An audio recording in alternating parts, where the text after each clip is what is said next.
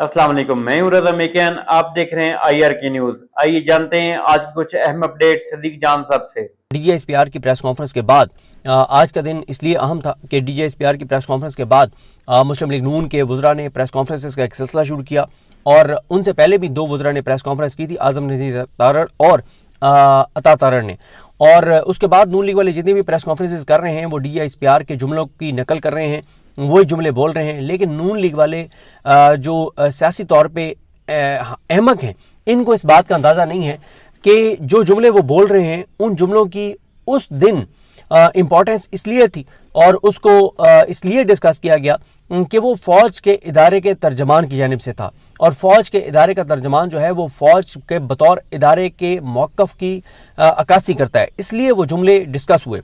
अगर नून लीग वाले इनके कोई दमखम बयानिए में होता या इनको लोग सुनते तो ये मुस्लिम लीग अपने हक़ में बयानिए क्यों ना बना लेती, भाई लोगों को कायल क्यों ना कर लेती। हर आने वाले दिन के साथ इनके अपने लोग इनको छोड़कर जा रहे हैं। आप देखें ना कि इनका सोशल मीडिया आपस में जितना लड़ा पड़ा है, वो आरिश आज़ाद और बाकी एक दूसरे को जो है वो एक दूसरे की बेटियों की तस्वीरें लगा रहे हैं और एक दूसरे को, ये मकाफात अमल है।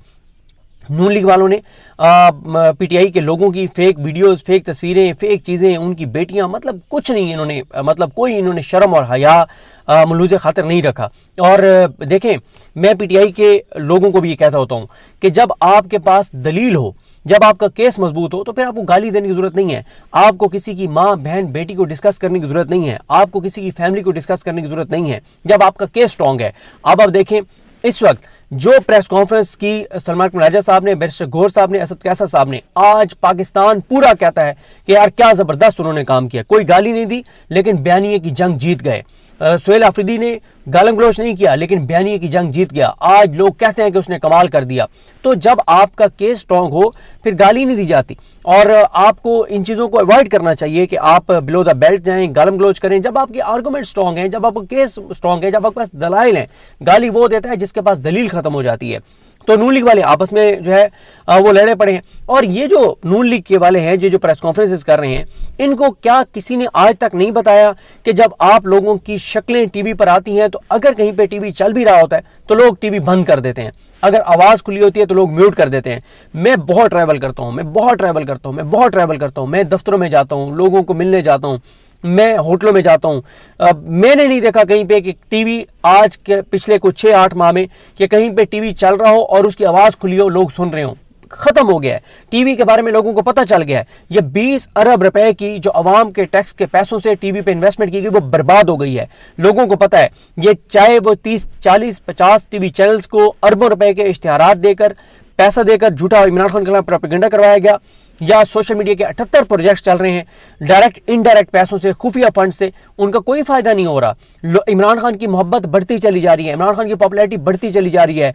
हर रोज जो लड़की या लड़का 18 साल की उम्र को पहुंचते हैं, उनका वोट बनता है, वो इमरान खान के वोटर हैं। छोटे छोटे बच्चों की अब गुफ्तगू सुनिए, आपको अंदाजा हो जाएगा। तो लिहाजा ये बात, ये सारी चीजें इनको सुनता ही कोई नहीं है। भाई नैरेटिव तो वो बनाएगा ना जिसको कोई बंदा सुनता हो। जब आपको सुनता ही कोई नहीं है, आपकी शक्लें कोई नहीं देखना चाहता, तो आप नैरेटिव कैसे बनाएंगे? और फिर बजाय इसके कि आप अपना एक पॉलिटिकल नैरेटिव बनाएं, आप DGISPR की चीजों को उठा के रिपीट कर रहे हैं। और भाई आप अपना नैरेटिव बनाए ना।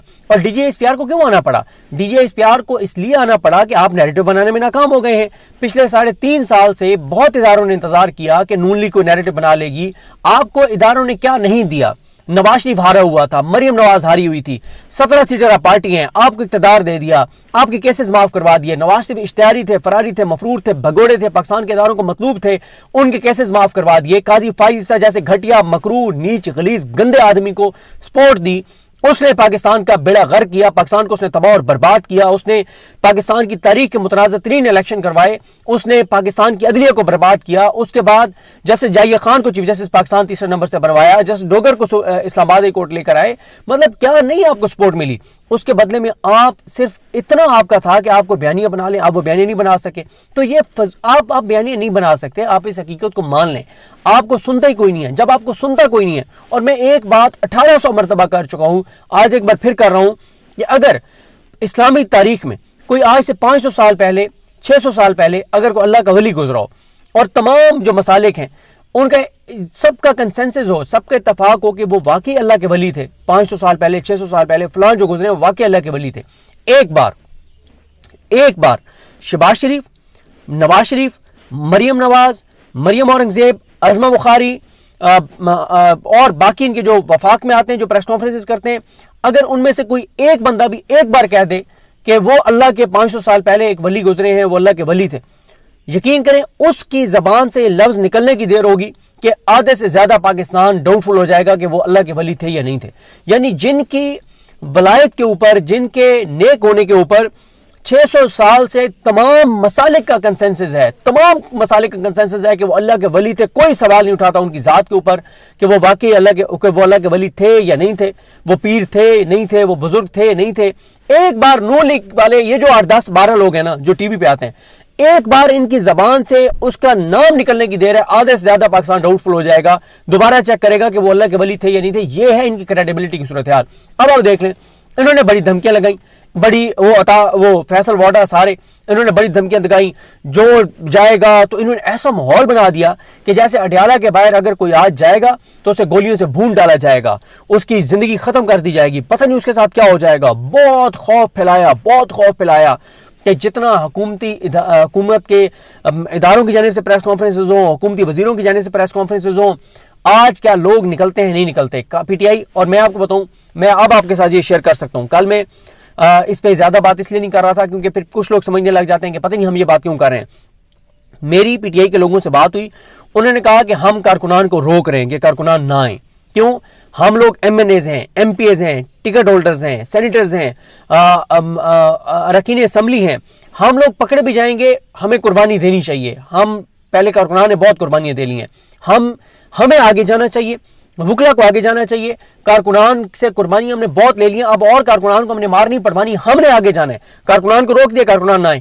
اس کے باوجود اس وقت بڑی تعداد میں پی ٹی آئی کے کارکنان کا اڈیالہ کے باہر سڑک کے اوپر قبضہ ہے. قیدی نمبر 804 کے جانثاروں کا, عمران خان کے کھلاڑیوں کا اس وقت اڈیالہ کے باہر قبضہ ہے. اڈیالہ کے باہر کا ماحول اس وقت عمران خان کے نعروں سے گونج رہا ہے. آپ اگر ٹویٹر استعمال نہیں کرتے تو آپ کو ٹویٹر پہ آنا چاہیے کیونکہ ساری اپڈیٹس سب سے پہلے ٹویٹر پر آ رہی ہوتی ہیں, اور ٹویٹر پہ جو ایکٹیو اکاؤنٹس ہیں وہ سب اس کو اپڈیٹ کر رہے ہیں, وہ بتا رہے ہیں. وہاں سے ہمارے دوست ذیشان نور ہوں, حسنین رفیق ہوں, عثمان چودھری ہوں, مختار ہوں, یہ سب جو ہے وہاں سے مسلسل اپڈیٹ کر رہے ہیں. یا اڈیالہ کو کور کرنے والے جو رپورٹرز ہیں جیسے رائے احمد بھٹی ہیں, دنیا نیوز کے لیے رپورٹنگ کرتے ہیں. دیکھیں رائے احمد بھٹی کی خبر ٹی وی پہ چلتی ہے یا نہیں چلتی, دنیا نیوز پہ چلتی ہے یا نہیں چلتی, وہ ٹویٹس کر رہے ہوتے ہیں, وہ اپڈیٹ کر رہے ہوتے ہیں, اپنے چینل کو اپڈیٹ کر رہے ہوتے ہیں, وہ ساری تفصیلات دے رہے ہوتے ہیں کہ وہاں پہ کیا ہو رہا ہے. تو دیکھیں آج پی ٹی آئی نے جو حکومت کے وزیروں کا خوف پھیلایا گیا خوف تھا, اس کے بت کو پاش کر دیا ہے. آج انہوں نے حکومتی دھمکیوں کو خاک میں ملا دیا ہے. آج عمران خان کی بہنیں وہاں پہ اسی جرت, بہادری, دلیری سے پہنچی ہیں, اسی طرح سے بات کر رہی ہیں, ان کے چہروں پہ خوف نہیں ہے. انہوں نے وہ مضبوط اعصاب کے ساتھ وہاں پر موجود ہیں اس وقت تک جب میں یہ ویڈیو ریکارڈ کر رہا ہوں. تو ناظرین, یہ تھی آج کی اہم اپڈیٹس جو آپ نے جانی صدیق جان کی زبانی. اسی کے ساتھ اپنے میزبان رضا میکن کو اجازت دیجیے. اللہ حافظ.